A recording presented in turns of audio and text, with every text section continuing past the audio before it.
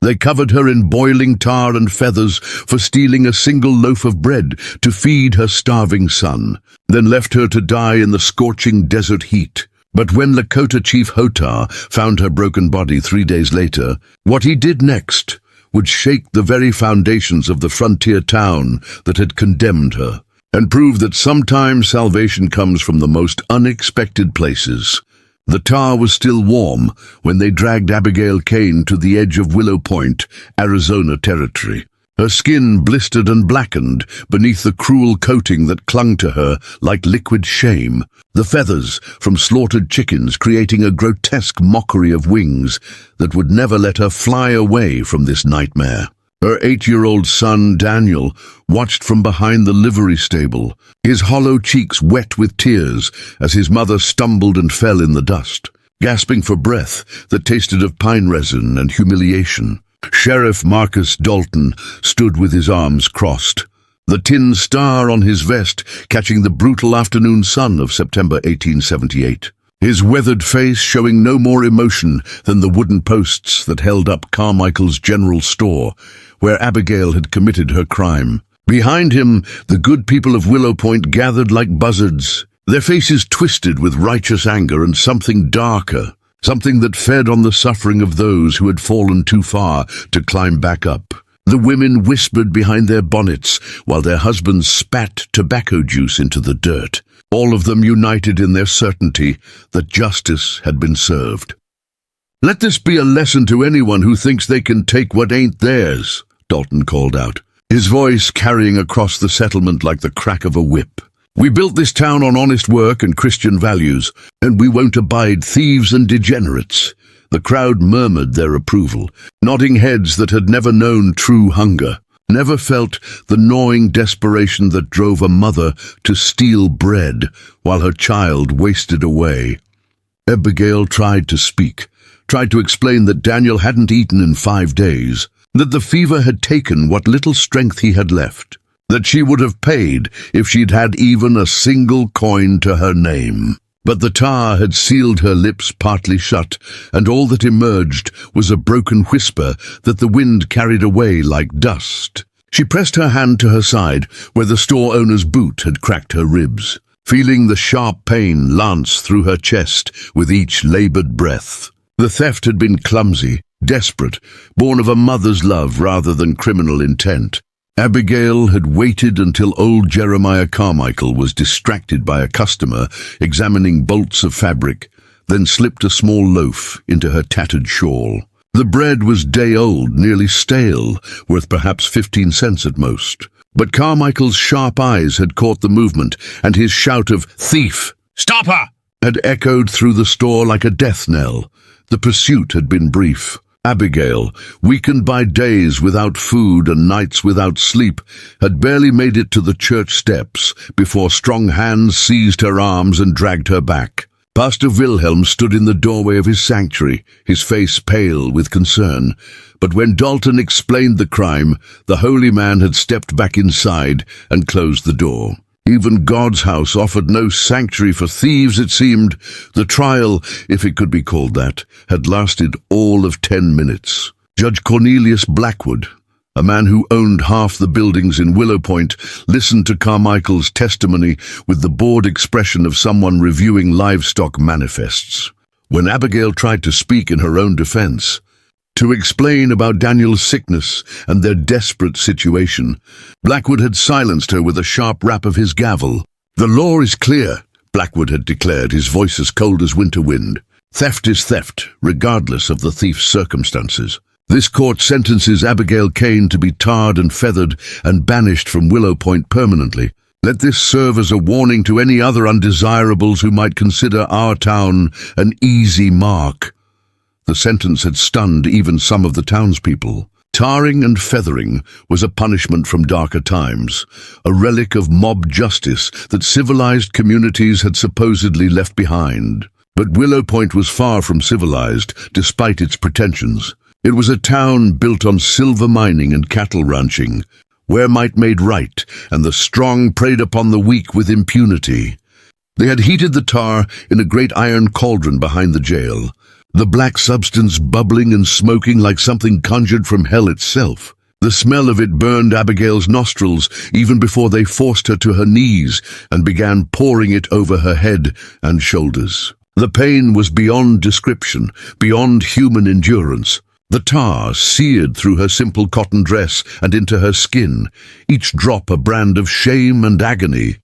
Then came the feathers, torn from every chicken coop in town. They stuck to the cooling tar like snow, transforming Abigail from a desperate mother into a creature of mockery. Children pointed and laughed, while their parents nodded approvingly. This was justice, they told themselves. This was what happened to those who refused to know their place. But the worst part was Daniel's face. Her son stood frozen in terror, watching his mother transformed into something unrecognizable. The other children began throwing stones, not at Abigail but near Daniel, driving him back until he disappeared into the maze of buildings and alleys that made up Willow Point's ramshackle streets. Abigail's heart broke not from the tar or the feathers or the pain, but from the knowledge that her child was now truly alone in a world that had shown him nothing but cruelty. Sheriff Dalton untied her hands and pointed toward the desert that stretched endlessly beyond the town's borders. "You got until sundown to get beyond the ridge," he said, his voice devoid of any human warmth. "If I see you in Willow Point again, the punishment will be worse."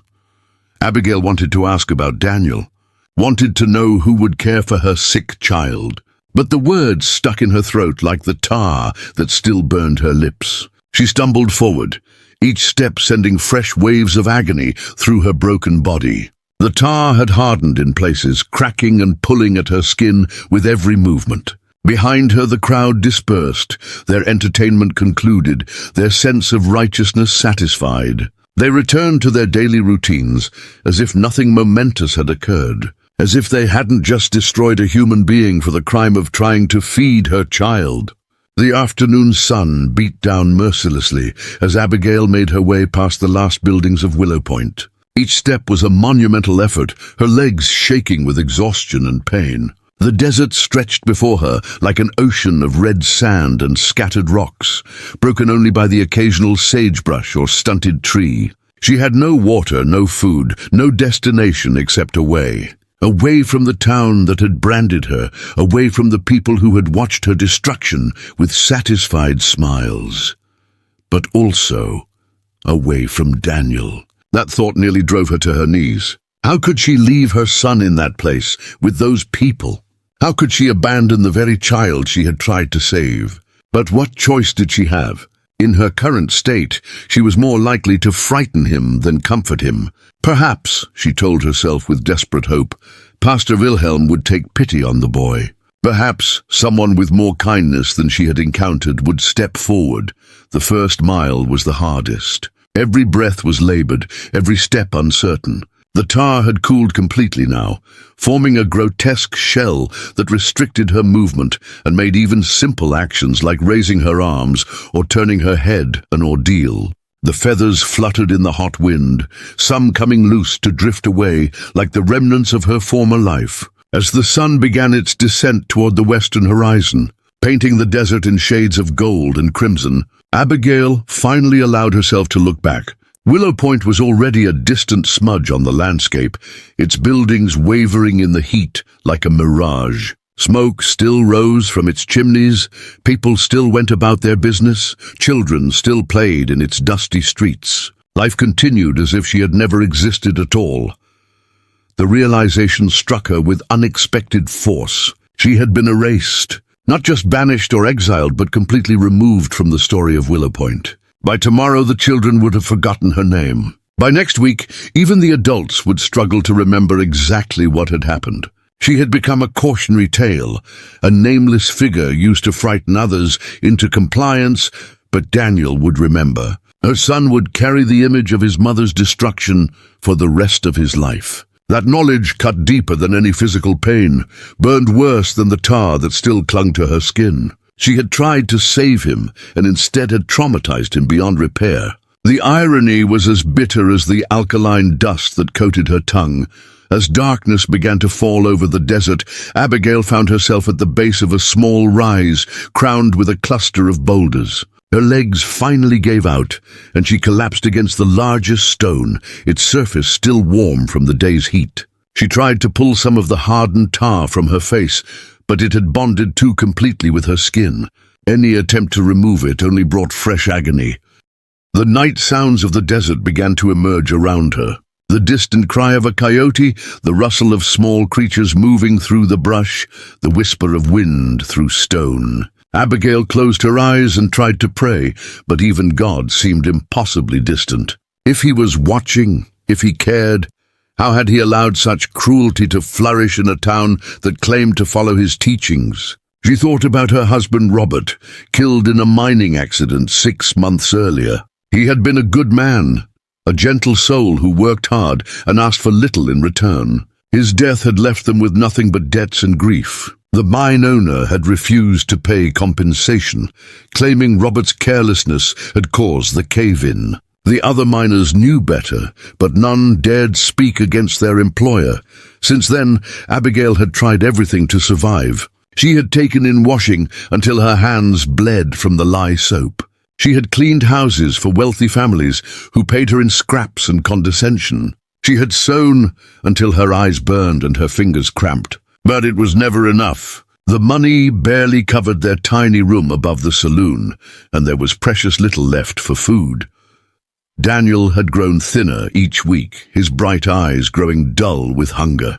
When the fever came, brought on by poor nutrition and damp living conditions, Abigail had watched helplessly as her son wasted away. The doctor demanded payment in advance, money she didn't have. The pharmacist refused credit for medicine. Even the church, which preached charity and compassion, had offered only prayers and empty platitudes. The theft of the bread had been an act of pure desperation. She had stood outside Carmichael's store for an hour, wrestling with her conscience, before finally working up the courage to enter. The irony was that she had been planning to ask for work, to beg for any task that might earn her enough for food and medicine. But when she saw Carmichael's contemptuous sneer, heard his dismissive refusal before she even finished speaking, something inside her had snapped. Now! Sitting in the desert darkness with tar cooling on her skin and feathers in her hair, Abigail wondered if this was how her story would end. Would they find her bones bleached white by the sun, another casualty of frontier justice? Would Daniel ever learn what had become of his mother, or would he spend his life wondering why she had simply disappeared? The stars emerged one by one in the clear desert sky, more brilliant than they ever appeared over the smoky streets of Willow Point. Abigail had always found comfort in their distant light, had told Daniel stories about the patterns they made and the ancient peoples who had used them to navigate across vast distances. Now they seemed to mock her with their beauty. So far above human suffering and cruelty, she dozed fitfully as the night wore on, jerked awake periodically by the pain of her injuries, or the scurrying of small desert creatures. Each time she opened her eyes, she expected to see the grey light of dawn, but the stars wheeled slowly overhead, marking the passage of hours that felt like years. Her throat burned with thirst, and her lips, cracked and sealed with tar, could barely part. As the first pale light of morning began to touch the eastern horizon, Abigail forced herself to stand. She couldn't stay here. The desert would kill her as surely as the townspeople intended, but perhaps she could make it far enough to find water, to find some slim hope of survival. If not for herself, then for the possibility of someday returning for Daniel.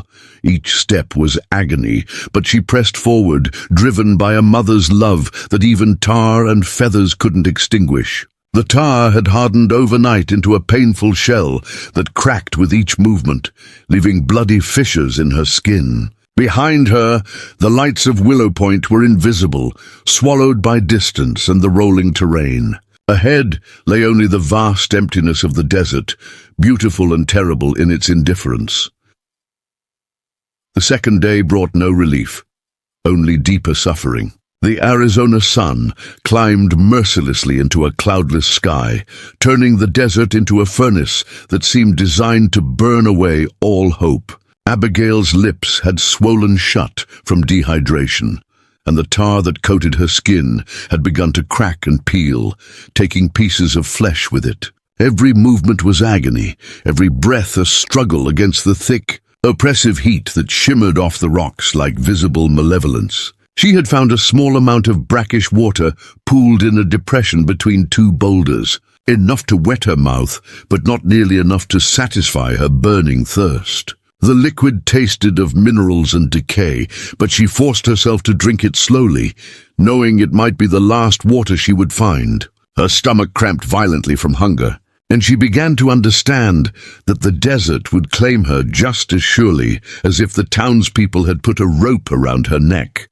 The hallucinations began as the sun reached its zenith. At first, she thought she saw Daniel running toward her across the sand, his face bright with joy, calling for his mama. She tried to call back, tried to run to him, but when she blinked, there was nothing but heat waves and scattered stones. Later, she imagined she heard Robert's voice on the wind, gentle and reassuring, telling her to keep walking, to never give up.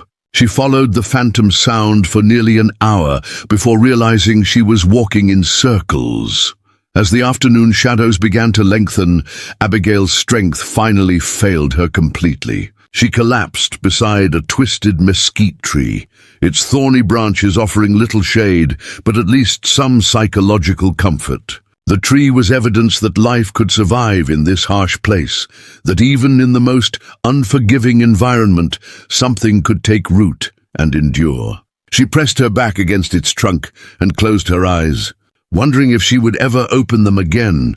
The memories came unbidden as she lay there, scenes from her life playing out behind her closed eyelids, like pages from a book written in tears and hope. She remembered the day she had married Robert, how handsome he had looked in his only good suit, how her heart had soared when he promised to love and protect her always. She remembered Daniel's birth, the overwhelming joy of holding her son for the first time, the fierce love that had filled her so completely she thought she might burst from it. She remembered the good times, too. Sunday picnics by the creek when Robert was alive and working steady at the mine. Daniel's laughter as he chased butterflies through the meadow grass. The warmth of their small cabin on winter evenings, the three of them huddled together while Robert told stories and she mended clothes by lamplight. Those memories seemed to belong to someone else now, a woman who had believed the world was fundamentally good, who had trusted that hard work and virtue would be rewarded.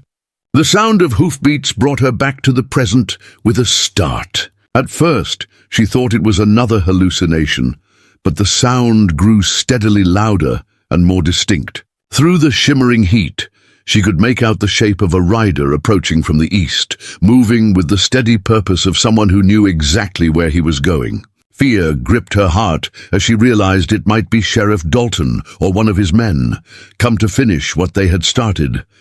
But as the figure drew closer, she could see that this was no man from Willow Point. The rider sat tall and straight in his saddle, his long black hair flowing free in the desert wind. His horse was a magnificent painted pony, and he rode without saddle or bridle, moving as one with his mount in a way that spoke of years of practice and mutual trust. Most striking of all was his bearing, the quiet dignity that seemed to radiate from him like heat from sun-warmed stone. Chief Hota of the Lakota had been tracking the cavalry patrol for 3 days, following their movements through the desert as they searched for his band's winter camp. The Bluecoats had been growing bolder lately, venturing farther into traditional hunting grounds, harassing peaceful villages under the pretense of maintaining order. Hota had sent most of his people north to safer territory while he remained behind to gather intelligence on the soldiers' intentions. What he had not expected to find was a white woman collapsed beneath a mesquite tree, her body covered in what appeared to be tar and feathers, her skin burned and blistered from exposure to the desert sun. His first instinct was caution. White settlers had brought nothing but trouble to his people, and this could easily be some kind of trap. But as he drew closer and saw the extent of her suffering, his warrior's suspicion gave way to something deeper. Something that had been taught to him by his grandmother many years ago. The measure of a man's strength, she had told him when he was barely old enough to ride, is not found in how he treats his enemies, but in how he treats those who cannot defend themselves. The woman beneath the tree was clearly defenseless, clearly suffering, clearly in need of help that only he could provide. Whether she was white or red, settler or native, mattered less than the simple fact that she was human and in pain. Hota dismounted slowly, moving with deliberate care so as not to frighten the woman further. Up close, he could see the full extent of what had been done to her. The tar had been applied while hot, burning through her clothing and into her skin. The feathers had been pressed into the cooling substance, creating a cruel mockery of ceremonial dress. But it was her eyes that struck him most powerfully, the hollow look of someone who had seen the very worst of human nature and survived to tell the tale. He approached carefully, speaking in the soft, measured tones he used to calm injured animals. "Easy, sister," he said in English, the language he had learned from the missionary school where the government had sent him as a boy. "I mean you no harm. I'm here to help." Abigail's eyes widened with fear and confusion. She had heard terrible stories about Indians, about scalping and torture and unspeakable violence. But this man's voice was gentle, his manner calm and reassuring. "Please," she whispered through cracked and swollen lips. "My son in town. They took him from me."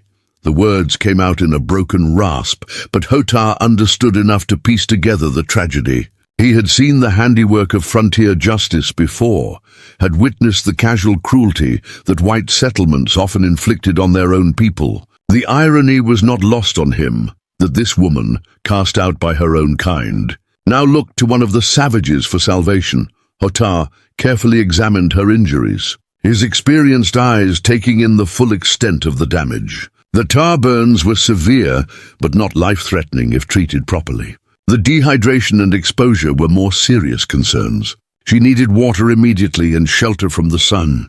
Most importantly, she needed to understand that she was no longer in danger, that she had found someone who would help her without asking for payment or demanding explanations. "You are safe now," he told her, his voice carrying the quiet authority of someone accustomed to being obeyed. "I will take you to my camp. My wife knows the healing ways. She will tend to your wounds and give you strength." Abigail tried to protest, tried to explain about Daniel, but Hota gently silenced her with a raised hand. "First we heal your body. Then we will speak of your son and what must be done." As Hota lifted Abigail onto his horse, supporting her weight with surprising gentleness, she found herself looking back toward Willow Point one last time. The town was invisible from this distance, hidden behind hills and heat shimmer, but she knew it was there. Somewhere in those dusty streets, her son was waiting for a mother who might never return. The thought filled her with anguish, but also with something else. Something she had thought lost forever in the tar and feathers and cruel laughter. Hope. For the first time since Robert's death, someone had shown her kindness without expecting anything in return. Someone had looked at her in her degraded state and seen not a criminal or a burden, but a human being worthy of compassion. As Chief Hota's horse began the journey toward the Lakota camp, Abigail closed her eyes and allowed herself to believe that perhaps her story was not over after all. But somewhere in that emptiness, unknown to Abigail Kane, rode a man whose sense of justice had been shaped by different lessons, different values, different understanding of what it meant to be human.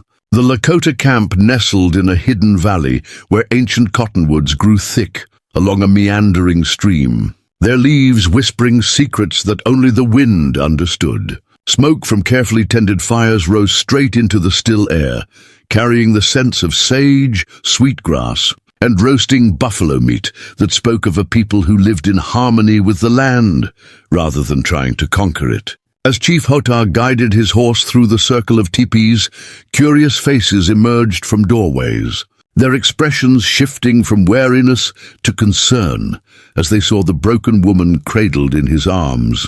Ayana, Hota's wife, stepped forward with the practiced grace of someone who had tended countless wounds over her 43 winters. Her graying hair was braided with beads that caught the late afternoon light, and her dark eyes held the kind of wisdom that came from understanding both the cruelty and kindness that dwelt within human hearts. She spoke no English, but her gentle hands needed no words as she helped lower Abigail from the horse and guided her toward their teepee with movements as soft as water over stone. "Wakan," Ayana murmured to her husband, using the Lakota word for sacred or mysterious. She had seen the tar and feathers, recognized the handiwork of white man's justice, but what struck her most was not the woman's injuries, but something deeper.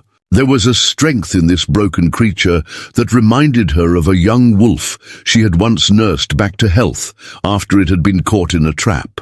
The wolf had bitten her twice before learning to trust, but once healed, it had become the fiercest protector of the pack.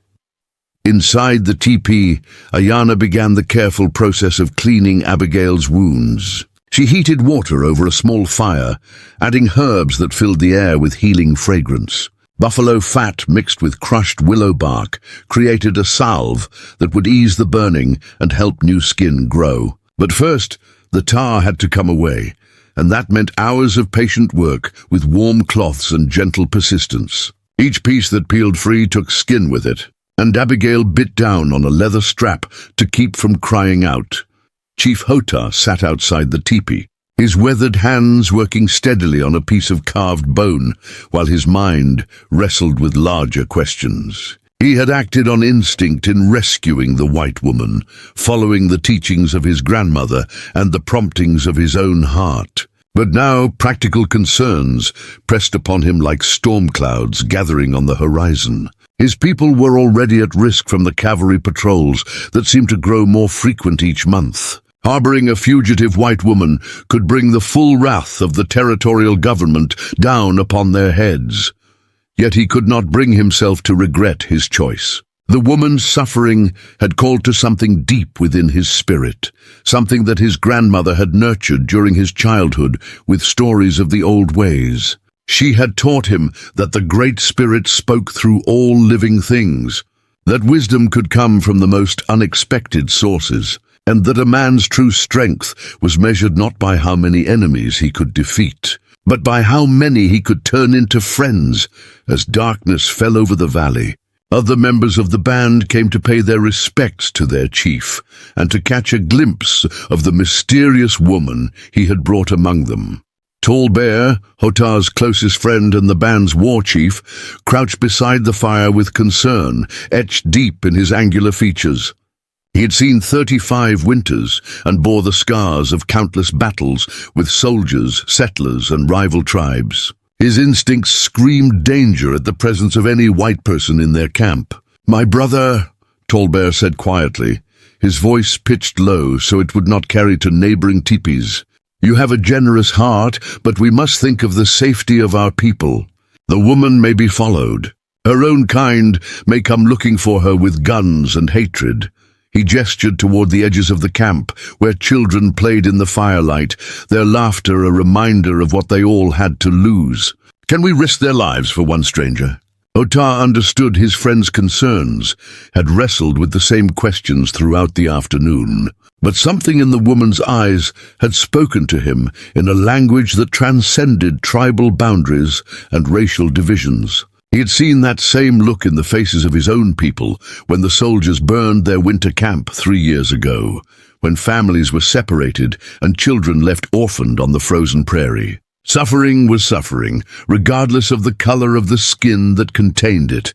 "Tell me, my friend," Hota replied, his voice carrying the quiet authority that had made him a leader among his people. "What separates us from the men who did this to her?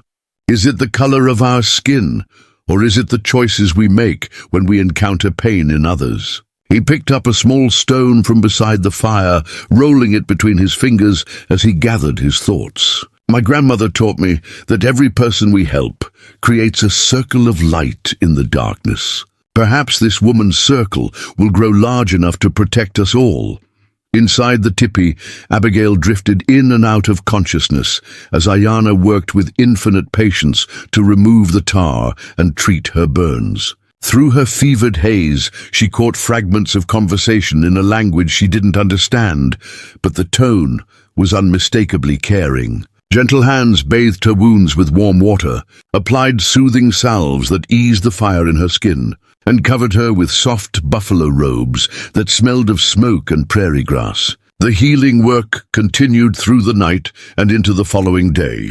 Ayana rarely left Abigail's side, feeding her small amounts of broth made from buffalo bones and wild herbs, helping her sip water flavored with mint and honey. She sang softly in her native tongue, ancient melodies that seemed to carry healing power in their very rhythms. Gradually, the fever broke, and Abigail's eyes began to focus with something approaching clarity. Before we jump back in, tell us where you're tuning in from, and if this story touches you, make sure you're subscribed, because tomorrow I've saved something extra special for you. When she was finally strong enough to sit up and take notice of her surroundings, Abigail found herself in a world unlike anything she had ever experienced. The teepee was warm and comfortable, its buffalo hide walls decorated with painted symbols that seemed to tell stories in a language of images. Weapons hung from wooden pegs alongside tools for hunting and cooking, but everything was arranged with an attention to beauty as well as function that spoke of a culture that valued harmony and balance. Ayana helped her outside for the first time on the third day, supporting her weight as they walked slowly to a fallen log beside the stream. The camp bustled with quiet activity as women prepared meals. Children played games that involved much laughter and running, and men worked on weapons or told stories around small fires. But what struck Abigail most was the absence of the tension and barely contained violence that seemed to permeate every aspect of life in Willow Point. Here people moved with purpose but without haste, spoke to each other with respect regardless of age or status, and treated even the smallest children as individuals worthy of attention and consideration. She watched an elderly man teaching a young boy how to carve, his gnarled fingers guiding small hands with infinite patience. She saw women working together to repair a damaged teepee, their conversation punctuated by gentle laughter and the kind of easy camaraderie that came from shared purpose and mutual trust. Chief Hota approached as she sat watching the life of the camp unfold around her. His English was careful but clear, shaped by years of necessity in dealing with government officials and military commanders. "You are feeling stronger today," he observed, settling onto the ground beside her with the fluid grace of someone completely comfortable in his own skin. "Ayana says the healing goes well. Your body remembers how to mend itself." "Why?" Abigail asked, the question that had been burning inside her since she first opened her eyes in the teepee. "Why did you help me?" "Your people have every reason to hate mine." The words came out in a rush, carrying all the confusion and gratitude that had been building during her recovery. She had heard the stories, seen the newspaper accounts of Indian raids and settler massacres. The mutual hatred between red and white seemed as fixed as the mountains themselves. Hota was quiet for a long moment, watching the stream flow past their feet with the eternal patience of water seeking the sea. When he finally spoke, his words carried the weight of deep thought and harder experience. "My grandmother used to tell me that hatred is like a fire. It consumes everything it touches, including the one who carries it. But kindness is like water. It nourishes all living things and finds a way around even the hardest obstacles." He picked up a smooth pebble and tossed it into the stream, watching the ripples spread outward in ever-widening circles. "When I was a boy, soldiers came to our village. They said we had stolen horses from a nearby ranch, but this was a lie. We had traded fairly for those animals with another band. The soldiers did not care about truth. They burned our teepees and drove us onto the reservation like cattle." Abigail listened with growing understanding as Hota continued his story. She began to see that his people had suffered their own version of the injustice she had experienced, had faced their own moments of helplessness in the face of superior force and official indifference. The tar and feathers that had marked her as an outcast were no different from the reservation boundaries that sought to contain and diminish an entire way of life. Many of my people wanted revenge, Hota went on, his voice carrying the weight of old pain and hard-won wisdom. They spoke of war, of driving the white man back across the great water from which he came. But my grandmother said that if we became like our enemies, then our enemies had already won. She taught me that the strongest warrior is the one who can choose mercy when he has the power to choose vengeance.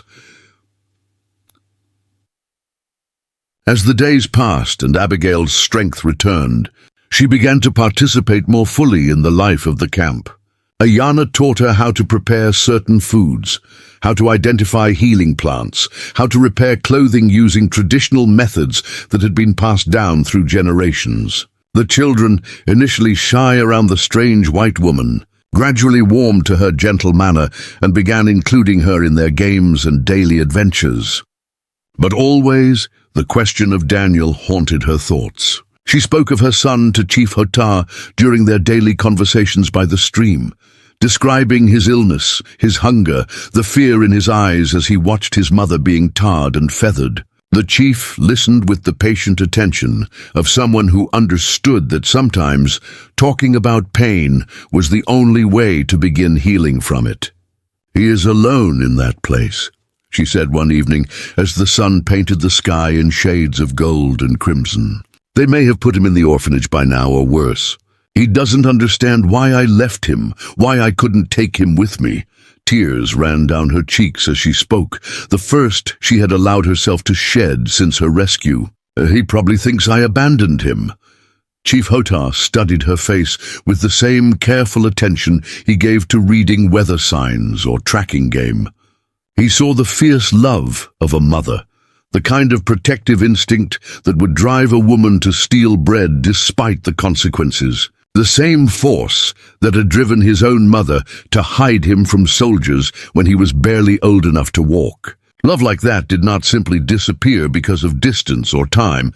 "Tell me about this town," he said finally. "Tell me about the people who did this to you, about the ones who might help a boy whose mother has been taken from him." As Abigail described Willow Point, its inhabitants and its power structures, Hota began to form a plan that was as daring as it was dangerous. He had learned long ago that sometimes the only way to solve a problem was to attack it directly, to carry the fight to the enemy's stronghold, rather than waiting for them to choose the time and place of battle. "There is a trading post 2 days' ride from here," he told her, as the fire burned low and the camp settled into the quiet rhythms of night.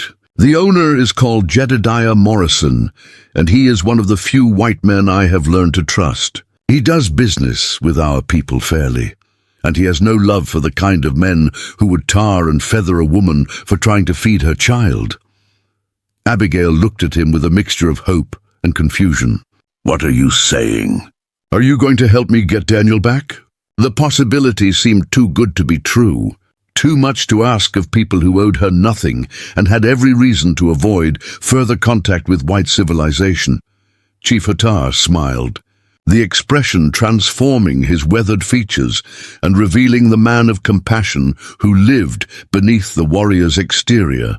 "My grandmother always said that a good deed creates an obligation, not on the part of the one who receives it, but on the part of the one who gives it. By saving your life, I have made myself responsible for making that life worth living again." As the stars emerged in the clear desert sky, Abigail felt something she had not experienced since Robert's death, something she had thought lost forever in the tar and cruelty of Willow Point's version of justice. She felt hope, not just for her own survival, but for the possibility of reuniting with her son, and perhaps even finding a new understanding of what it meant to be human in a world that too often forgot the value of simple kindness. Jedediah Morrison's trading post stood like a weathered sentinel at the crossroads of two worlds, its log walls bearing the scars of harsh winters and hostile encounters, while its shelves held goods that bridged the gap between Lakota necessity and white man's commerce. The old trader emerged from behind the counter as Chief Hotar entered, his grizzled face breaking into a genuine smile that transformed his features from forbidding to welcoming. Morrison had lost his left arm to a grizzly bear 15 years earlier, but his remaining hand was steady, and his word had never been broken in all his years of dealing with the various tribes of the region. "Hotar, my friend," Morrison said in passable Lakota, gesturing toward chairs arranged around a small table near the stone fireplace. "It has been too many moons since you honored my humble establishment with your presence." His eyes took in the chief's serious expression and the careful way he held himself, reading the signs of a man carrying weighty concerns. "I suspect this is not a social visit." Chief Hotar accepted the offered chair and the cup of coffee that Morrison poured from a battered pot that had seen countless such conversations. The bitter liquid was not to his taste, but he understood that sharing food and drink was Morrison's way of establishing trust, just as the sacred pipe served the same purpose in Lakota culture. "My friend," he began carefully, weighing each word before speaking, "I come to you with a request that may test the boundaries of our friendship." Morrison leaned back in his chair, his weathered features thoughtful as he studied the chief's face. In 23 years of frontier trading, he had learned to read men the way others read books, and what he saw in Hotar's eyes spoke of desperation tempered by determination. "You know I owe you my life 3 times over," he said quietly, referring to occasions when the chief had intervened to save him from hostile war parties. "Whatever you need. If it's within my power to give, it's yours." The story that Chief Hotar told over the next hour painted a picture of cruelty and injustice that made Morrison's blood boil with righteous anger. He had seen enough of frontier justice to know that it was often neither just nor merciful, but the image of a woman being tarred and feathered for stealing bread to feed her child struck him as particularly vicious. When Hotar finished speaking, Morrison sat in silence for several minutes, his single hand clenched into a fist as he wrestled with the implications of what was being asked. "Willow Point," Morrison finally said, his voice heavy with distaste. "I know that cesspool well enough. Sheriff Dalton is a mean drunk who uses his badge to settle personal scores, and Judge Blackwood owns half the town through questionable dealings that would make a carpetbagger blush." He stood and walked to the window, looking out at the vast expanse of desert that separated his trading post from the corrupt settlement. "The boy you're talking about, Daniel Kane, what makes you think he's still alive?" Chief Hotar had been wrestling with the same question during the long ride to the trading post. Logic suggested that a sick child with no family to protect him would not survive long in a place like Willow Point.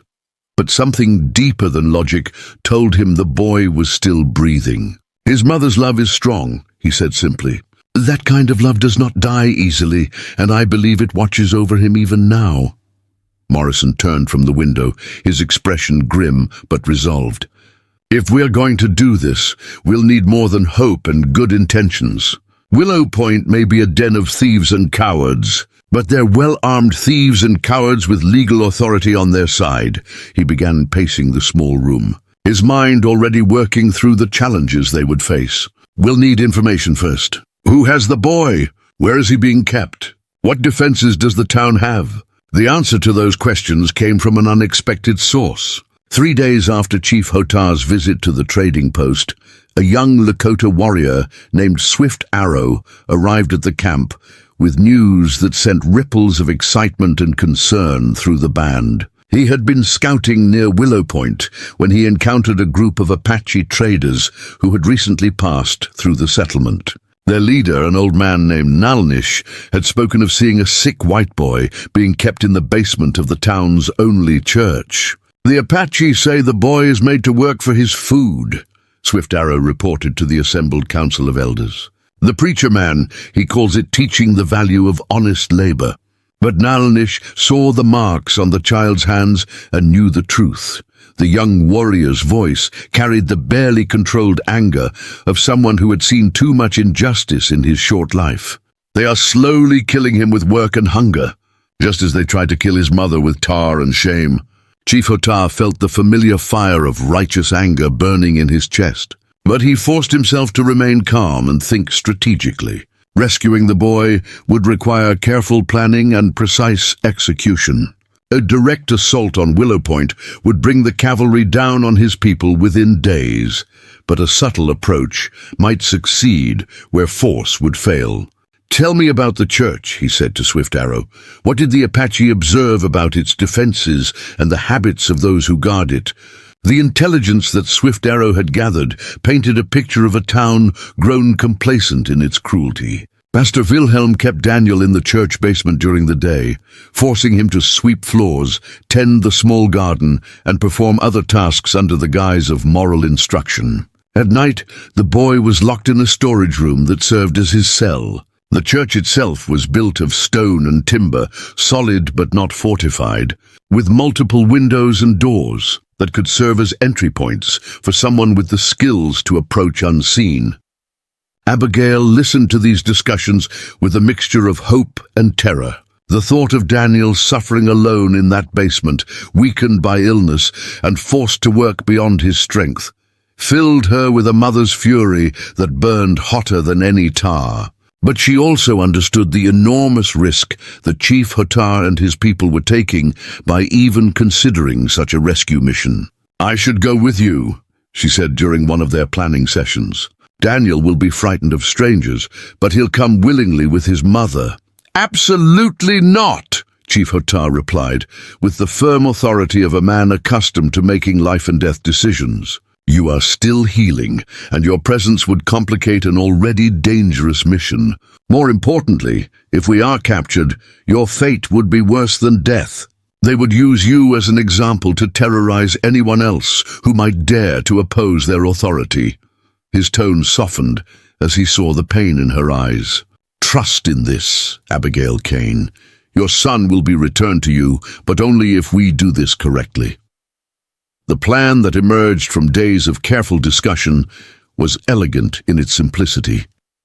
Morrison would visit Willow Point under the pretext of conducting business with local merchants, allowing him to observe the town's routines and gather current intelligence about Daniel's situation. Meanwhile, Chief Hotah and 3 of his most trusted warriors would position themselves in the hills overlooking the settlement, ready to move when Morrison gave the signal.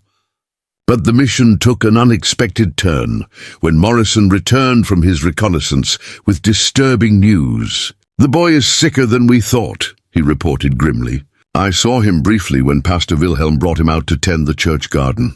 He can barely stand, and there's a fever flush to his cheeks that speaks of serious illness." Morrison's weathered face was etched with concern as he continued. "We don't have weeks to plan this perfectly. If we're going to save him, it has to be soon." The urgency of Daniel's condition forced Chief Hotah to revise his carefully laid plans. Instead of waiting for the ideal opportunity, they would have to create one. Morrison would return to Willow Point and start a fight in the saloon, drawing the sheriff and his deputies away from their usual patrols. During the confusion, Chief Hotah would enter the church, free Daniel, and escape into the desert before the alarm could be raised. Abigail spent the night before the rescue mission sitting by the stream, her heart torn between hope and despair. Ayana sat beside her, offering comfort through her presence, even though they shared no common language beyond the universal expressions of motherhood. The Lakota woman had children of her own, and she understood the agony of watching a plan unfold that could either reunite a family or destroy the last hope of doing so. "He will succeed," Ayana said softly in her own language, though she suspected Abigail would understand her meaning, if not her words. "My husband carries the wisdom of his grandmother and the strength of his ancestors. The spirits that guide him have never led him astray when the cause is just." She placed a gentle hand on Abigail's shoulder, feeling the tension that coiled there like a spring wound too tight. As dawn broke over the Lakota camp, Chief Hotah made his final preparations for the mission. He painted his face with the sacred designs that connected him to his warrior ancestors, each symbol a prayer for protection and success. His weapons were checked and rechecked, his horse's hooves wrapped in soft leather to muffle sound on the rocky approaches to Willow Point. But most importantly, he carried with him a small medicine bundle that his grandmother had given him before her death, a collection of sacred objects that had protected their family through generations of hardship and conflict. The ride to Willow Point took most of the day. With Chief Hotah and his companions moving carefully through terrain they knew better than any map could show. They arrived at their observation point just as the sun was setting, painting the desert settlement in shades of gold and crimson that seemed to mock the darkness of its inhabitants' hearts. From their concealed position in the rocks above the town, they could see the church clearly, its stone walls solid and forbidding in the gathering dusk. Morrison was already in position, having arrived hours earlier with a wagon full of trade goods that provided perfect cover for his real purpose. He had spent the afternoon moving through the settlement, noting the positions of guards, the routines of patrols, and most importantly, confirming that Daniel was indeed being held in the church basement. The boy's condition was worse than his previous report had indicated, and Morrison knew they were racing against time itself. As full darkness settled over Willow Point, Morrison made his way to the Silver Dollar Saloon and began the delicate process of starting a fight that would look spontaneous while serving their purposes perfectly. He had chosen his targets carefully, two local bullies known for their short tempers and heavy drinking. A few pointed comments about their courage, a deliberately spilled drink, and soon fists were flying while the rest of the saloon's patrons cheered and placed bets on the outcome. The distraction worked exactly as planned. Sheriff Dalton and his two deputies came running at the sound of breaking furniture and angry shouts, leaving the streets largely unpatrolled. From his position in the hills, Chief Hotah saw the lawman enter the saloon and knew his moment had come. He moved down the slope like a shadow, his moccasined feet making no sound on the rocky ground as he approached the church from its blind side. The church's rear door was secured with a simple iron lock that posed no challenge to someone with Chief Hotah's skills. Within moments, he was inside the building, moving through darkened hallways, guided by his acute hearing and the layout Morrison had described. The basement stairs creaked slightly under his weight, but the sound was masked by the ongoing commotion from the saloon 2 blocks away. Daniel Kane lay curled on a pile of old blankets in a storage room that reeked of mildew and neglect. The boy was smaller than Chief Hotah had expected, made even more fragile-looking by the fever that burned in his hollow cheeks. At first, the child was too weak to be frightened by the sudden appearance of a painted Lakota warrior in his makeshift cell. He simply stared with eyes that had seen too much suffering for someone so young. "Your mother sent me," Chief Hotah whispered in English, kneeling beside the boy and speaking as gently as he could. "She is safe and waiting for you. I have come to take you to her." Daniel's eyes widened with a mixture of hope and disbelief, as if the possibility of rescue had become too dangerous to even imagine. But when the chief lifted him carefully in his arms, the boy did not resist. The escape from Willow Point proved more challenging than the entry.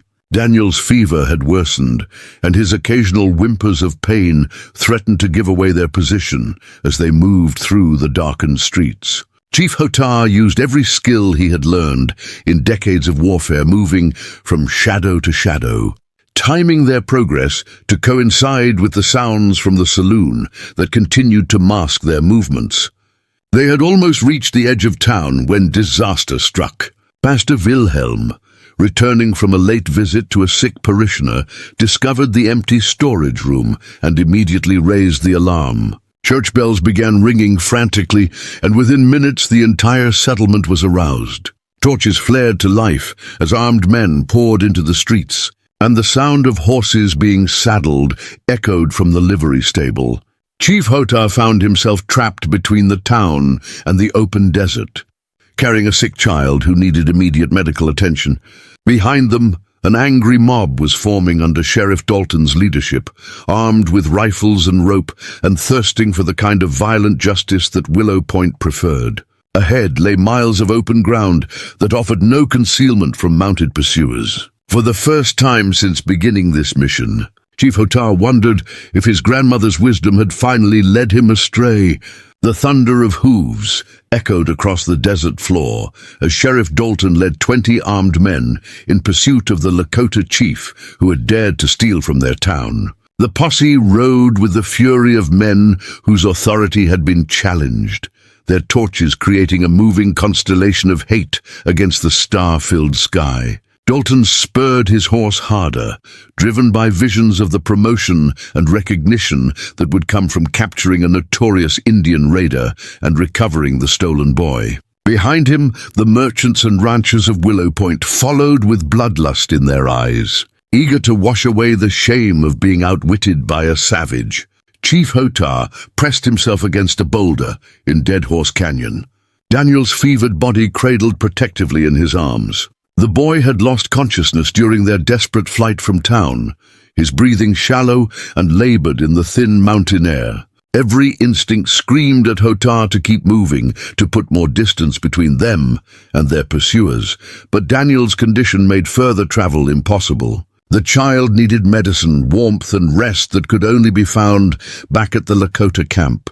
Still 2 hours' hard ride through treacherous terrain. The sound of approaching horses grew louder, and Hotar knew they had perhaps minutes before the posse discovered their hiding place. He had chosen this spot carefully, a narrow defile where rocks on either side would funnel the riders into a killing zone. But he was one man with a sick child against 20 angry whites with rifles and rope. The mathematics of survival did not favor him, but mathematics had never stopped a Lakota warrior from doing what honor demanded. "Come out, you red devil!" Dalton's voice echoed off the canyon walls, distorted by anger and distance. "We know you're in there somewhere, and we know you got the boy. Send him out unharmed, and maybe we'll make your death quick instead of slow." The threat hung in the desert air like smoke from a signal fire, carrying with it all the accumulated hatred and fear that had driven conflicts between red and white since the first settlers crossed the Mississippi. Chief Hotar carefully laid Daniel on a soft patch of sand behind the largest boulder, covering the boy with his own buckskin shirt to ward off the desert chill. The child's lips moved soundlessly, calling for his mother in dreams that mixed fever with longing.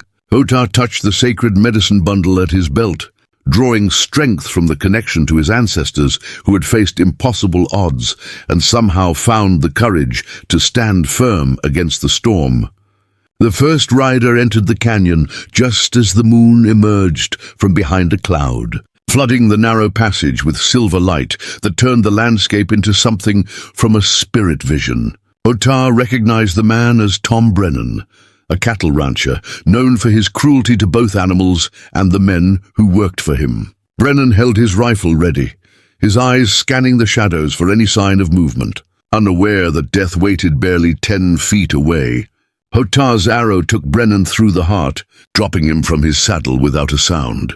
The Lakota chief had learned his marksmanship from his grandfather, who had hunted buffalo on the Great Plains before the whites came to divide the earth with their fences and claims. In the old days, a hunter who missed his shot meant his family would go hungry. Tonight, a missed shot would mean death for both Hotar and the innocent child he had sworn to protect.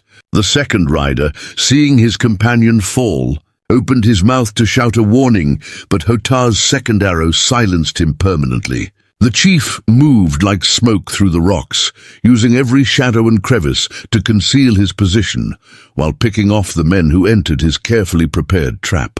This was not the warfare of cavalry charges and massed formations, but the ancient art of the hunter, patient and precise, and utterly deadly. Sheriff Dalton realized too late that he had led his men into an ambush. The narrow canyon that had seemed like the perfect place to corner their quarry had become a slaughter pen where his riders died one by one without even seeing their killer. "Fall back!" he screamed, wheeling his horse around and spurring toward the canyon mouth. "It's a trap! Fall back to open ground!" But his warning came too late for half his posse.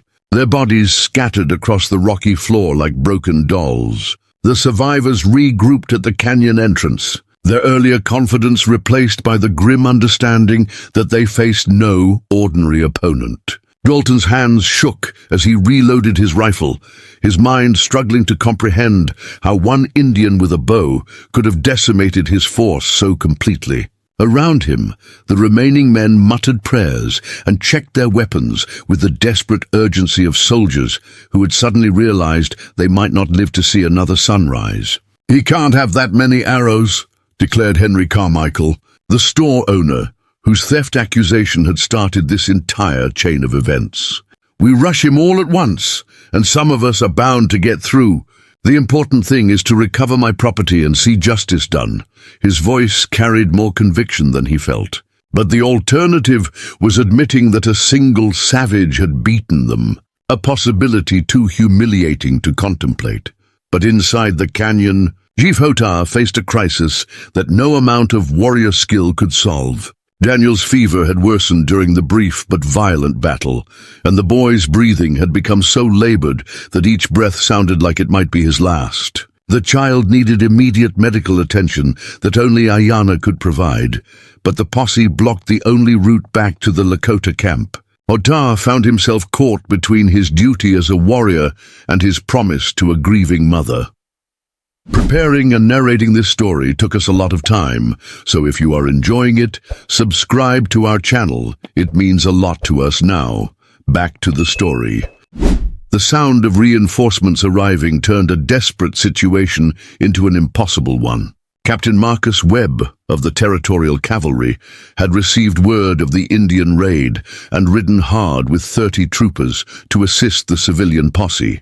Webb was a career soldier who had spent 15 years fighting Apache and Comanche across the Southwest, and he understood better than the townsmen how to deal with a trapped warrior. His troops quickly surrounded the canyon while maintaining a safe distance from Hotah's deadly arrows.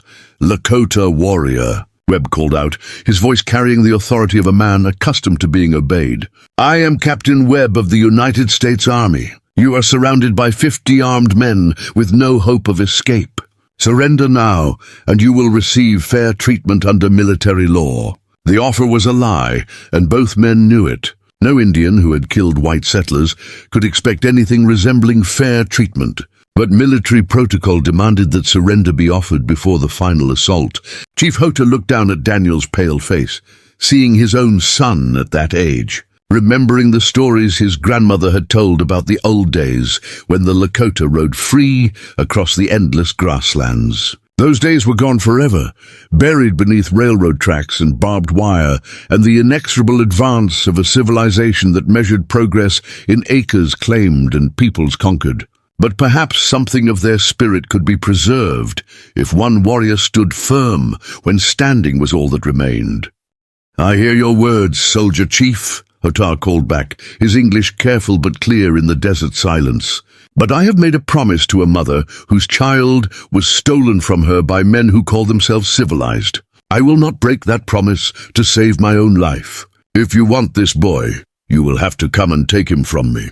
His words echoed off the canyon walls like a challenge thrown down before the gods themselves. Captain Webb felt a grudging respect for the courage of his opponent, even as he prepared to destroy him. In 15 years of frontier warfare, he had faced many brave men on both sides of the conflict, and he recognized the particular brand of honor that would choose death over dishonor. "Very well," he replied formally. "You have chosen your path. I will give you 5 minutes to make your peace with whatever gods you serve." But in those 5 minutes, something extraordinary happened.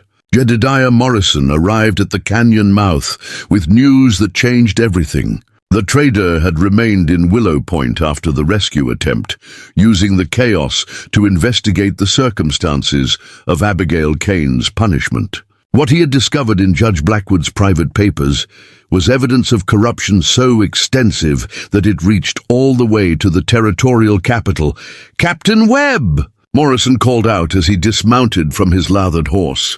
"Before you storm that canyon, There's something you need to know about these fine, upstanding citizens you're helping. He pulled a leather satchel from his saddlebags, its contents representing weeks of careful investigation into the financial dealings of Willow Point's leading figures. Judge Blackwood has been embezzling federal funds meant for Indian relief, and Sheriff Dalton has been his enforcer, silencing anyone who asked too many questions. The documents Morrison produced painted a picture of systematic fraud that made Captain Webb's blood boil with military indignation. Supplies meant for peaceful Indian bands had been sold to private buyers, with the profits split between Blackwood and a network of corrupt officials. When tribal representatives came to complain about missing provisions, they were arrested on trumped-up charges or simply disappeared into the desert. The tarring and feathering of Abigail Kane had been just one example of how Willow Point's leaders dealt with inconvenient witnesses. Shoe. This woman you brutalized, Morrison continued, his voice rising with righteous anger. She stumbled onto evidence of your theft when she was cleaning Blackwood's office last month. That's the real reason you destroyed her, not because she stole a loaf of bread to feed her starving son. He pointed an accusing finger at Sheriff Dalton, whose face had gone pale beneath his week-old beard. You tarred and feathered an innocent woman to protect your criminal conspiracy. Captain Webb studied the documents by torchlight, his experienced eye quickly grasping the scope of the corruption they revealed. As a career military officer, he had seen his share of civilian graft, but this level of systematic theft from federal Indian programs was particularly reprehensible. More importantly, from his perspective, it represented a direct challenge to military authority and a threat to the fragile peace that existed between the army and the various tribal bands. "Sheriff Dalton?" Webb said quietly, his voice carrying the chill of winter wind across the plains. "You and your men will stand down immediately.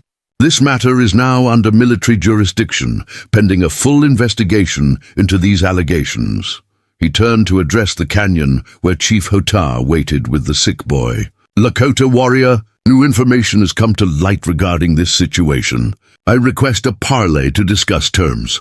Chief Hotar emerged from the rocks slowly, Daniel cradled carefully in his arms, his bow slung across his back, but his hand never straying far from his knife. The child's breathing had grown so weak that Hotar could barely detect the rise and fall of his small chest. Whatever terms were discussed, they would need to be concluded quickly if Daniel was to have any chance of survival.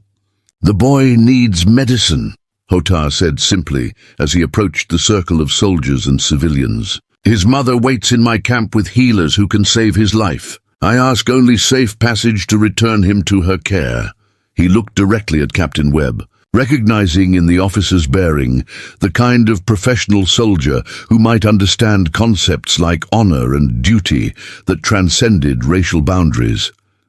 Captain Webb studied the Lakota chief with the eye of a man who had fought such warriors for 15 years and learned to respect their courage even while opposing their cause. What he saw was not the savage raider described in Dalton's reports, but a warrior of obvious intelligence and principle who had risked everything to rescue a child from abuse. "You have safe passage," Webb declared formally. "More than that, you have my personal guarantee that neither you nor the woman will face prosecution for any actions taken in this matter." Sheriff Dalton started to protest, but Webb silenced him with a look that could have frozen fire. "Sheriff, you and Judge Blackwood are under arrest pending investigation into the charges outlined in these documents. Any attempt to interfere with this Lakota warrior's safe passage will be considered an act of obstruction of military justice."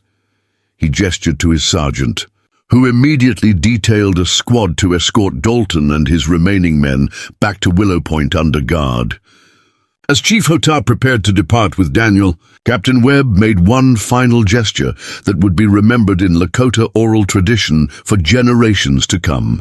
He removed his own military cloak, a heavy wool garment lined with silk that bore the insignia of his rank and regiment, and wrapped it carefully around the unconscious boy. "For the child," he said simply. "Every warrior deserves honor, regardless of the color of his skin. The ride back to the Lakota camp became a race against death itself as Daniel's condition continued to deteriorate. Chief Hotah pushed his horse to its limits across terrain that would have challenged a mountain goat, guided by stars and instinct through darkness that seemed to swallow sound and hope alike. Behind him, the lights of Willow Point faded into memory. But ahead lay the warm glow of cook fires and the healing hands of Ayanna. If only they could arrive in time. Dawn broke over the Lakota camp like a prayer answered, its golden light streaming through the cottonwood leaves to illuminate a scene of desperate hope and careful healing. Ayanna worked over Daniel's still form with the focused intensity of a warrior in battle, her weathered hands moving with practiced precision as she applied poultices of willow bark and wild mint to bring down his fever. The boy had arrived barely breathing, his small body burning with sickness and exhaustion. But the old ways of healing were strong, and Ayanna had seen children return from the edge of death before, when love and medicine combined their powers.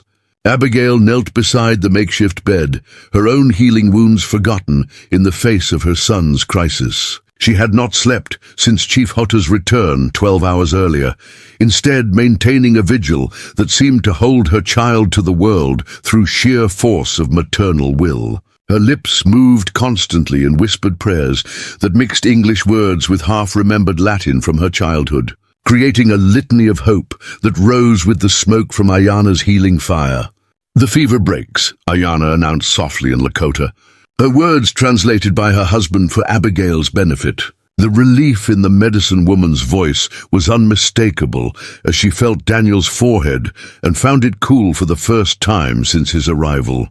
Around the teepee, members of the band who had been keeping their own silent vigil began to smile and whisper their gratitude to the spirits that watched over all children, regardless of the color of their skin. Daniel's eyes fluttered open just as the sun reached its zenith, his gaze unfocused and confused as he struggled to understand where he was and why gentle hands were tending to him instead of forcing him to work. When his vision cleared enough to recognize his mother's face, tears began streaming down his thin cheeks, not from pain, but from the overwhelming relief of a child who had given up hope of ever seeing love again. "Mama," he whispered, his voice barely audible but carrying the weight of all the fear and loneliness he had endured. "I'm here, my darling boy," Abigail replied, gathering him carefully into her arms while being mindful of his still fragile condition. "I'm here and I'll never leave you again. The brave people who saved us both will make sure we're safe." She looked up at Chief Hotah, who stood quietly in the doorway, his face showing the exhaustion of a man who had risked everything for strangers and found the gamble worthwhile. "How can I ever repay what you've done for us?" Chief Hotah settled onto a buffalo robe beside them, his movements careful and deliberate as always. The events of the past few days had aged him in ways that went beyond the physical, adding new lines to his weathered face and a depth to his eyes that spoke of hard choices made and consequences accepted. "There is no debt between us," he said simply. "What was done because it was right, not because payment was expected. That is what my grandmother taught me, and what I hope to teach my own children." But even as the immediate crisis passed and Daniel began the slow process of recovery, larger questions loomed over the camp like storm clouds gathering on the horizon.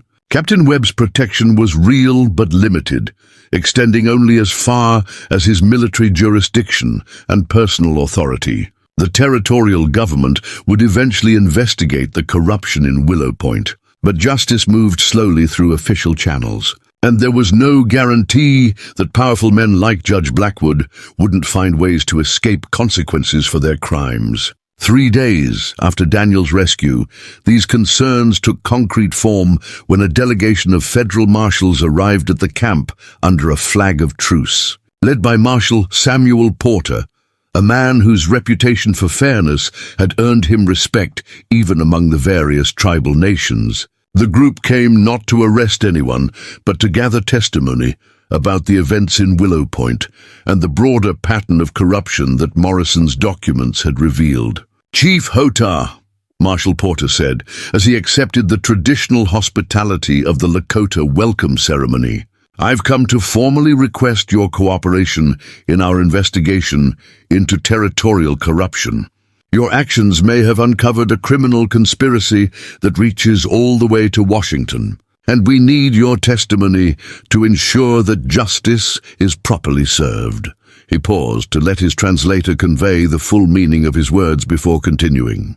"I also bring official pardons for both you and Mrs. Kane for any actions taken during this affair." The offer of cooperation, rather than punishment, represented a fundamental shift in the relationship between federal authority and tribal sovereignty, one that reflected Captain Webb's detailed reports about the courage and honor displayed by Chief Hotah during the rescue mission. For perhaps the first time in the history of white Indian relations in the territory, a federal official was acknowledging that justice could flow in both directions across racial lines. Abigail found herself called upon to testify about the events leading up to her punishment, a prospect that terrified her almost as much as the original tarring and feathering had done. Standing before a panel of federal investigators in the territorial capital, she forced herself to relive the humiliation and pain of that terrible day, describing in careful detail how Judge Blackwood had silenced her attempts to defend herself and how Sheriff Dalton had overseen her torture with obvious satisfaction. "Mrs. Kane," Marshal Porter said gently when her testimony was complete, "can you tell us about the cleaning work you did in Judge Blackwood's office? Did you observe any documents or conversations that might have indicated illegal activity?" The question opened a floodgate of memories that Abigail had tried to suppress. Incidents that had seemed merely odd at the time, but now took on sinister significance in light of Morrison's revelations. She described overhearing conversations about Indian supplies being redirected to private buyers, seeing correspondence with territorial officials about handling the native problem, and finding discrepancies in financial ledgers that Blackwood had quickly hidden when he noticed her presence. Most damning of all, she had once found a letter from a Washington bureaucrat complaining about missing documentation for federal relief funds, a letter that Blackwood had burned after reading. The investigation that followed was swift and thorough, conducted by federal agents who understood that territorial corruption was undermining national Indian policy and threatening the fragile peace that existed between various tribal nations and the federal government. Within weeks, indictments were handed down against Judge Blackwood, Sheriff Dalton, and a network of territorial officials who had been systematically stealing federal funds meant for peaceful Indian bands. But the most significant outcome was not the punishment of corrupt officials, but the precedent established by Chief Hotah's actions and the federal government's response. For the first time, a federal court formally recognized the right of tribal leaders to intervene when they witnessed injustice, regardless of whether that injustice was being inflicted on their own people. The legal principle established by the case would eventually influence treaties and legislation for decades to come. As autumn painted the desert in shades of gold and crimson, Abigail and Daniel faced the question of where to build their new life. Willow Point was no longer an option, its corrupt leadership either imprisoned or fled, its remaining citizens too ashamed of what had been done in their name to welcome back the woman they had tarred and feathered. But other possibilities had emerged from the investigation and its aftermath. Jedediah Morrison offered them a home at his trading post, where Abigail's literacy and organizational skills would be valuable in managing the complex records required for frontier commerce. The work would be honest and well paid, with living quarters that would allow Daniel to recover his strength while receiving the education that every child deserved. More importantly, it would place them under Morrison's protection, and the old trader's reputation would shield them from anyone who might seek revenge for their role in exposing the corruption. Chief Hotah supported this arrangement, understanding that Abigail and Daniel needed to find their place within white society rather than remaining permanently dependent on Lakota hospitality. But he also extended an open invitation for them to visit the camp whenever they wished, making it clear that they would always be welcome among people who had come to see them as family rather than strangers. The day of their departure from the Lakota camp was marked by ceremonies that honored the bonds forged through shared struggle and mutual respect. Ayanna presented Abigail with a beautiful beaded necklace that had belonged to her own grandmother, a symbol of the healing that could occur when people of different cultures chose understanding over hatred. Chief Hotah gave Daniel a small bow, appropriate for a boy his age, along with lessons in its use that would help him grow strong and confident. "Remember," Chief Hotah told the boy as they practiced together for the last time, "strength is not just in the arm that draws the bow, but in the heart that chooses when to shoot and when to show mercy. Your mother showed that kind of strength when she risked everything to feed you. Now you must show it by growing into a man worthy of her sacrifice." Daniel nodded solemnly, understanding that he was receiving wisdom that would guide him long after his wounds had healed.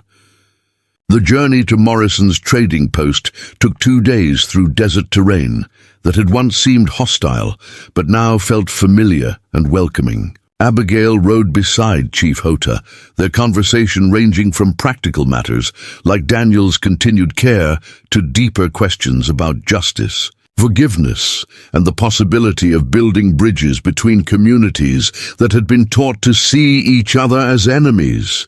"I used to believe that the world was divided into good people and bad people," Abigail confided, as they made camp on their final night together. "But you've shown me that it's more complicated than that. The same town that destroyed me also produced children who showed Daniel kindness. The same government that oppresses your people also sent Marshal Porter to seek justice." She paused, watching Daniel sleep peacefully beside their small fire. "How do we teach our children to navigate a world that contains both cruelty and compassion?" Chief Hotah considered her question with the thoughtfulness that had made him a respected leader among his people. "My grandmother used to say that every person carries within them a wolf of hatred and a wolf of love. The one that grows stronger is the one we choose to feed each day." He gestured toward the sleeping boy. "Your son has seen the hatred wolf in all its fury. Now we must help him learn to feed the other one." Morrison's trading post proved to be everything he had promised and more.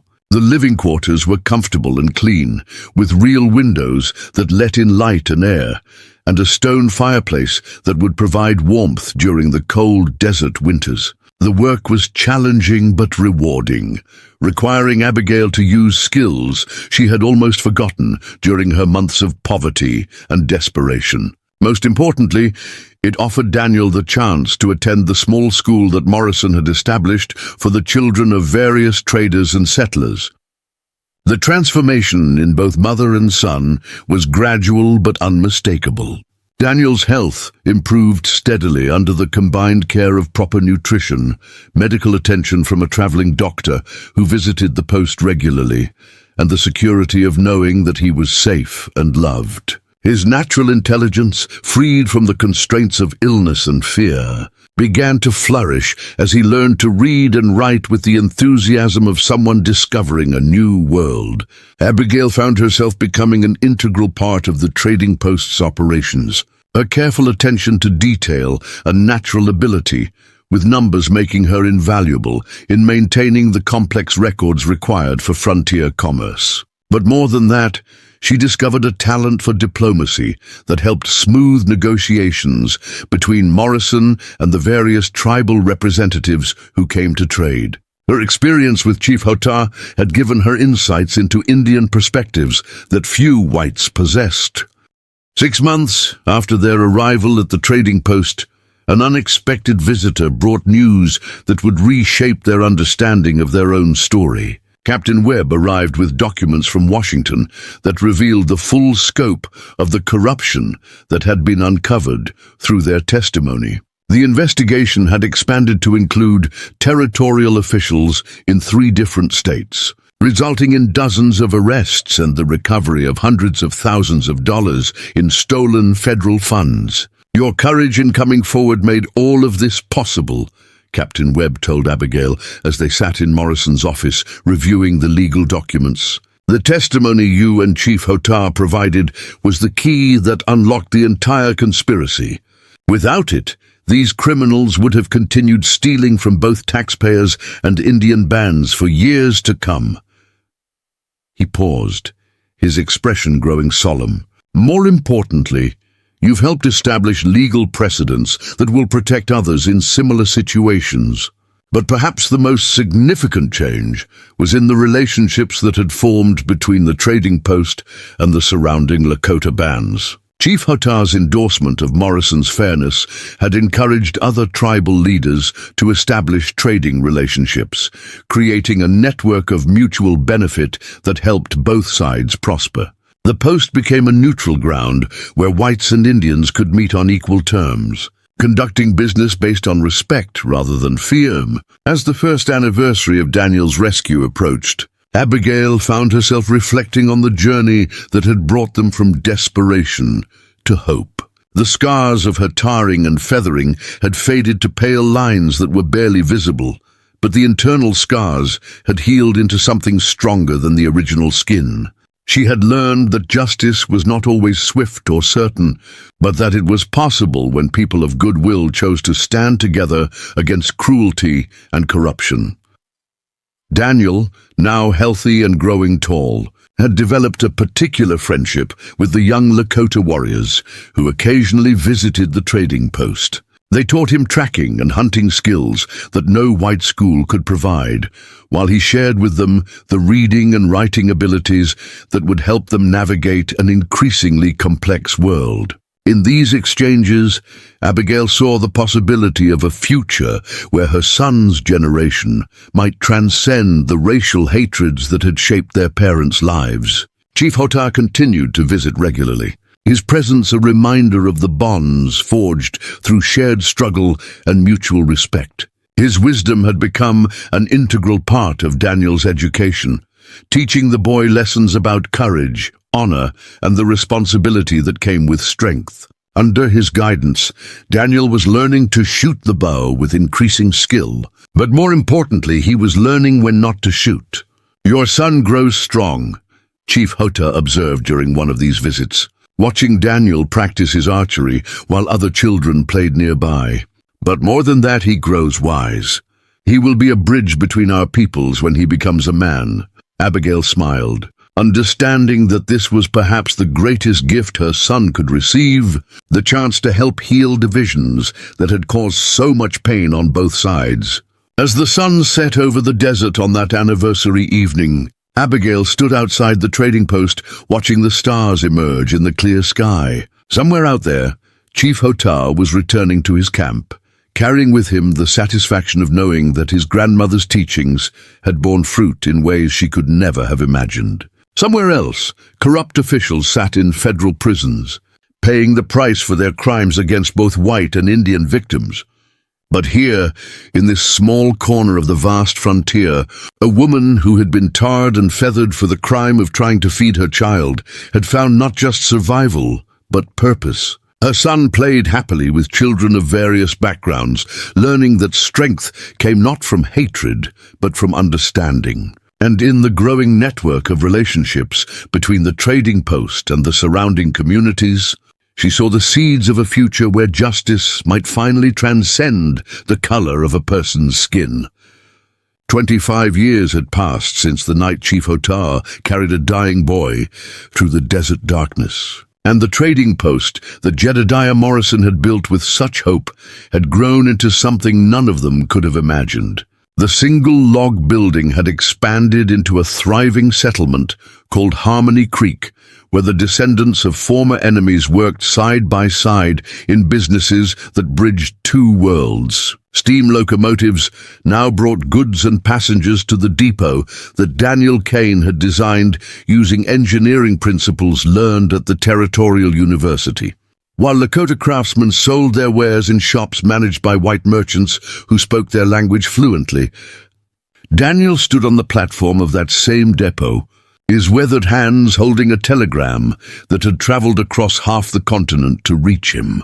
At 43, he bore little resemblance to the sick child who had once been locked in a church basement, his broad shoulders and confident bearing speaking of a man who had found his place in the world through struggle and determination. The silver star pinned to his vest identified him as the territorial marshal, a position he had accepted reluctantly, but filled with the same sense of justice that Chief Hotar had instilled in him decades earlier. The telegram brought news from Washington that would have seemed impossible to the tarred and feathered woman who had once begged for bread in Willow Point's dusty streets. Abigail Kane had been appointed as the first Director of Indian Affairs Integration, a new federal position created to oversee the implementation of policies based on cooperation rather than conquest. Her book, Bridges Across the Divide, had become required reading in universities across the nation. Its insights into cross-cultural understanding, reshaping how government officials approached tribal relations. But success had come at a price that time could not fully heal. Abigail's health had never fully recovered from the trauma of her tarring and feathering, the tar burns leaving scars that ached in cold weather and reminded her daily of humanity's capacity for cruelty. More painfully, the years of fighting for justice in courtrooms and committee chambers had worn away some of the gentle optimism that had once defined her spirit, replacing it with a harder wisdom that understood how slowly institutions changed. Chief Hotar, now in his 70th winter, spent his days teaching the old ways to children who lived in a world their grandparents could never have envisioned. The reservation system had been reformed through legislation that Abigail had helped draft, allowing tribal bands to maintain their traditional lands while participating fully in the territorial economy. His own band had prospered, their cattle ranch competing successfully with white-owned operations while maintaining the cultural practices that connected them to their ancestors. The old chief's greatest pride was not in his own achievements, but in the young people who carried forward the lessons he had learned from his grandmother. His grandson, Thomas Hotar, served as the territorial's first Native American doctor, treating patients regardless of their race or ability to pay. His granddaughter, Morning Star, had become a teacher whose innovative methods combined traditional Lakota storytelling with modern educational techniques. On this particular autumn morning, Daniel had come to the depot not to catch a train, but to meet one. The passenger stepping down from the eastbound express was a journalist from New York, a woman named Victoria Sterling, whose newspaper had sent her west to write about the Harmony Creek experiment that had captured the attention of policymakers across the nation. Her editor wanted to know whether the cooperation between whites and Indians at Harmony Creek could be replicated elsewhere, or whether it was merely an anomaly born of unique circumstances. "Marshal Kane," Victoria Sterling said as she extended her hand in greeting, her Eastern manners slightly awkward in the frontier setting. "I've read your mother's book and studied the historical records of the events that led to this community's founding. I must confess, some of what I've learned seems almost too remarkable to believe." Her skeptical tone reflected the attitude of many Easterners who viewed frontier stories as exaggerated tales designed to entertain rather than educate. Daniel smiled, recognizing the doubt in her voice, because he had heard it countless times from visitors who came to study Harmony Creek's success. "Miss Sterling, I suspect that by the time you leave here, you'll understand that the most remarkable thing about our story isn't what happened, but what continues to happen every day when people choose understanding over hatred." He gestured toward the bustling main street where children of various backgrounds played together, while their parents conducted business in multiple languages. The tour that followed would challenge every assumption Victoria Sterling had brought with her from New York. She visited the integrated school where Lakota children learned alongside the sons and daughters of former settlers, all taught by teachers who understood that education meant more than just reading and arithmetic. She observed court sessions, where Daniel applied justice with the same careful attention to fairness that Chief Hota had shown in his rescue mission decades earlier. At the medical clinic established by Thomas Hota, she watched a young white doctor working under the supervision of a Lakota physician, learning traditional healing methods that complemented his university training. The sight challenged her preconceptions about which culture had more to offer in terms of medical knowledge, forcing her to reconsider assumptions she hadn't even realized she held. But it was her visit to the cemetery on the hill overlooking Harmony Creek that provided the most profound insight into the community's character. Here, beneath carefully tended headstones, lay the mortal remains of Jedediah Morrison, whose vision had made the settlement possible, and Ayana, whose healing hands had saved not just Daniel's life, but the souls of everyone who witnessed her compassion. The graves were arranged not in the segregated sections common to most frontier cemeteries, but in family groupings that reflected the bonds of choice rather than blood. "My mother comes here every week," Daniel told Victoria as they stood beside Morrison's grave. "Not because she feels guilty about surviving when others didn't, but because she wants to remember what their sacrifices made possible." He pointed toward a new section of the cemetery where preparations were being made for future burials. "When her time comes, she's asked to be buried between Morrison and Ayana, the two people who taught her that healing was possible."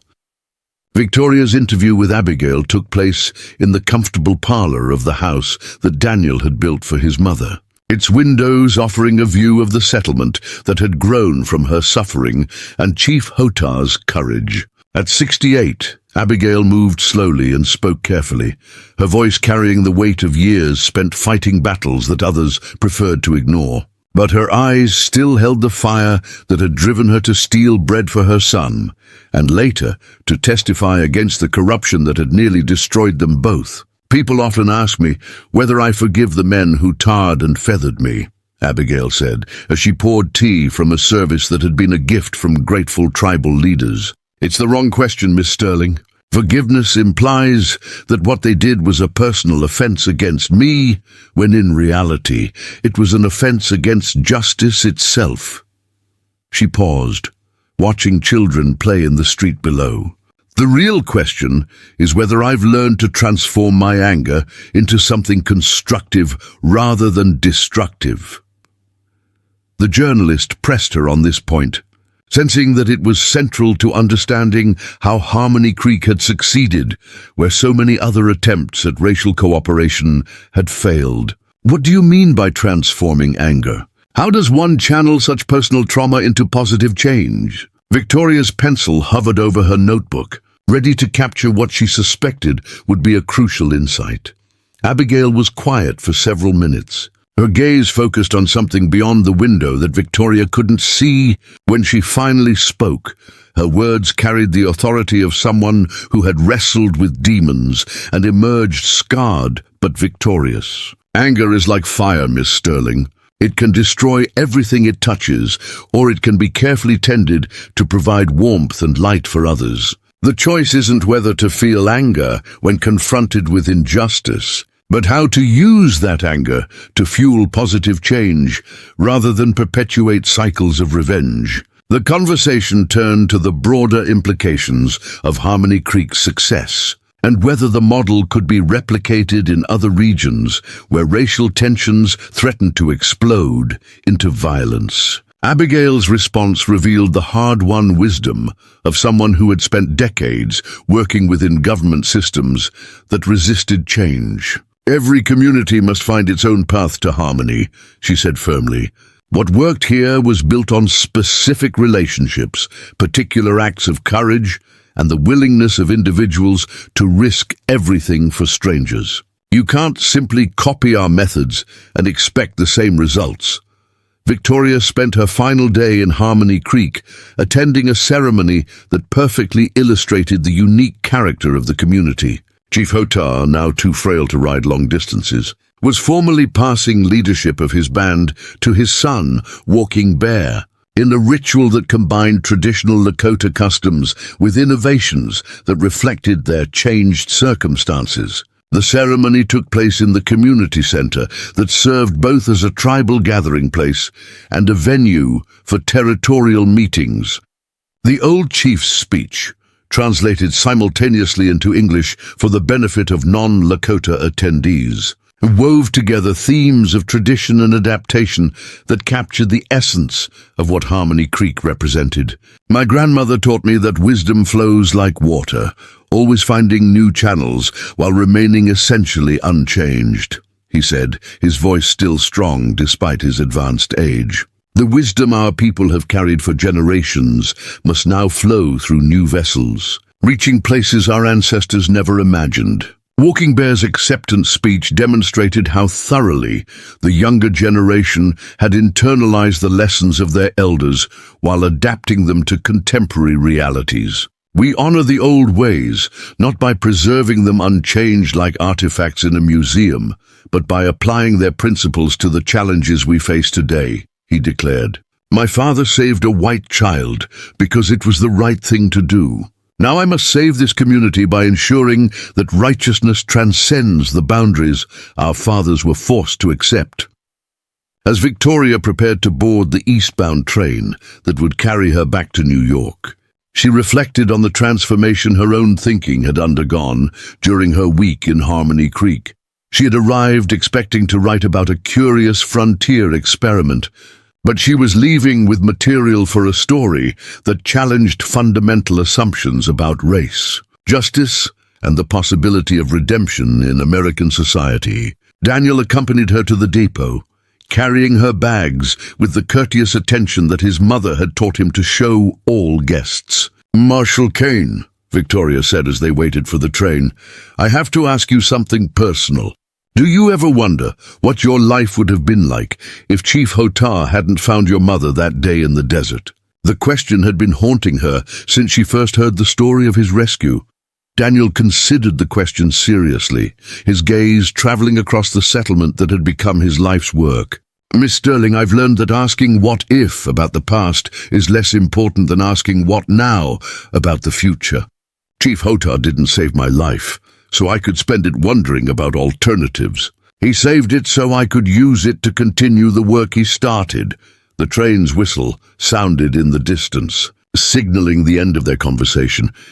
As the locomotive pulled away from Harmony Creek, carrying Victoria Sterling back to a world that was just beginning to grapple with questions of racial justice and social reform, she carried with her a story that would challenge readers across the nation. Her articles would help spark a movement toward policies based on cooperation rather than conquest, though the road to implementation would prove long and difficult. Behind her, the community that had grown from one woman's suffering and one man's compassion continued its daily work of proving that harmony between different peoples was not just possible, but profitable. Children who had never known racial hatred played games that their grandparents would have found incomprehensible, while their parents built businesses and institutions that would serve as models for communities across the expanding nation. Chief Hotar spent his final years watching those children grow into adults who took racial cooperation for granted, their casual interactions across cultural lines representing the fulfillment of his grandmother's prophecy that kindness would eventually overcome hatred. When he died peacefully in his sleep during the harsh winter of 1903, his funeral was attended by people of all backgrounds, who understood that they were mourning not just a tribal leader, but a man whose courage had changed the course of history. Abigail outlived her rescuer by 7 years, spending her final decade writing memoirs that would become essential reading for anyone seeking to understand how America's racial divisions might finally be healed. Her last book, Letters to Daniel, consisted of correspondence with her son that explored the moral complexity of forgiveness, the difficulty of building trust across cultural lines, and the patient work required to transform societies built on hatred into communities grounded in mutual respect. Daniel Kane continued serving as territorial marshal until statehood in 1912, when he was elected as the new state's first governor on a platform of equal justice under law. His inaugural address, delivered from the steps of the Capitol building that stood where Willow Point's corrupt courthouse had once dispensed frontier justice, concluded with words that his mother had taught him and Chief Hotar had embodied. True strength is measured not by our ability to defeat our enemies, but by our willingness to transform them into friends. The legacy of that transformation continued long after the original participants had passed into memory.